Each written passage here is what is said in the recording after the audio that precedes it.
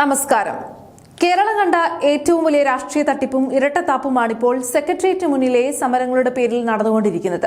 2026 May 12-ന്, അതായത് നിയമസഭാ തെരഞ്ഞെടുപ്പിന് ശേഷം പുതിയ സർക്കാർ പൂർണ്ണമായും അധികാരമേൽക്കുന്നതിന് തൊട്ടുമുൻപ് നടന്ന താൽക്കാലിക ഭരണ സംവിധാനത്തിനിടയിൽ ജില്ലാ കളക്ടർ ഒപ്പിട്ട ഉത്തരവാണിപ്പോൾ വലിയ വിവാദമാക്കാൻ ചിലർ ശ്രമിക്കുന്നത്. ആശാലത ഉൾപ്പെടെയുള്ള ജീവനക്കാരുടെ ഈ ഒരു സ്ഥലം മാറ്റം മുൻ LDF സർക്കാരിന്റെ കാലത്ത് തീരുമാനിച്ചതും തെരഞ്ഞെടുപ്പ് പെരുമാറ്റച്ചട്ടത്തിന്റെ പേരിൽ മാറ്റിവെച്ചതുമായ വളരെ സ്വാഭാവികമായ ഒരു നടപടിയായിരുന്നു. അത് പുതിയ സർക്കാർ അധികാരത്തിൽ വന്നതിന് ശേഷം നടപ്പിലാക്കിയെന്ന് മാത്രം. ഇതിലെവിടെയാണ് രാഷ്ട്രീയ പ്രതികാരമുള്ളത്? ഇതാണ് സഖാക്കളുടെ ഏറ്റവും വലിയ പ്രത്യേകത. തങ്ങൾ തന്നെ തീരുമാനിച്ച കാര്യങ്ങൾ അധികാരത്തിൽ നിന്ന് പുറത്തായപ്പോൾ പുതിയ സർക്കാർ നടപ്പിലാക്കിയാൽ അതിനെ രാഷ്ട്രീയ പ്രതികാരമായി ചിത്രീകരിക്കുകയാണ് ഇവർ ചെയ്യുന്നത്. ഒളിപ്പുണ്ടോ സഖാക്കളെ എന്ന് ചോദിച്ചാൽ ഉത്തരം പറയേണ്ടവർ ഇപ്പോൾ സെക്രട്ടേറിയറ്റിന് മുന്നിൽ സമരം നടത്തുന്നവർ തന്നെയാണ്.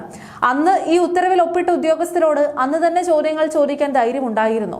ഈ വിഷയത്തിൽ ആത്മഹത്യ എന്നൊക്കെ പറഞ്ഞുകൊണ്ട് വലിയ പ്രതിഷേധങ്ങൾ അഴിച്ചുവിടുന്ന CPM-കാർ യഥാർത്ഥത്തിൽ ചെയ്യുന്നത് വെറും രാഷ്ട്രീയ മുതലെടുപ്പാണ്.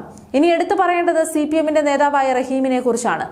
സെക്രട്ടേറിയറ്റിന് മുന്നിലെ ഈ സമരം കാണുമ്പോൾ റഹീമിന് വലിയ സഹതാപമാണ്. കഴിഞ്ഞ 10 വർഷത്തെ സെക്രട്ടേറിയറ്റിന് മുന്നിൽ അനേകം ആളുകൾ സമരങ്ങൾ ചെയ്തിട്ടുണ്ട്. സമരങ്ങൾ ഒരുപാട് നടന്നിട്ടുമുണ്ട്.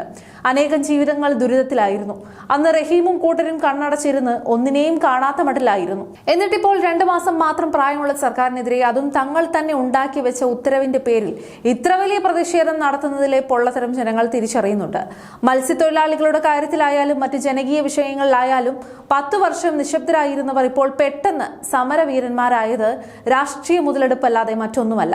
ഇതോടൊപ്പം തന്നെ ചോദിക്കേണ്ട മറ്റൊരു വലിയ കാര്യമുണ്ട്. സഖാവ് വിജയനോടാണ് ചോദ്യം.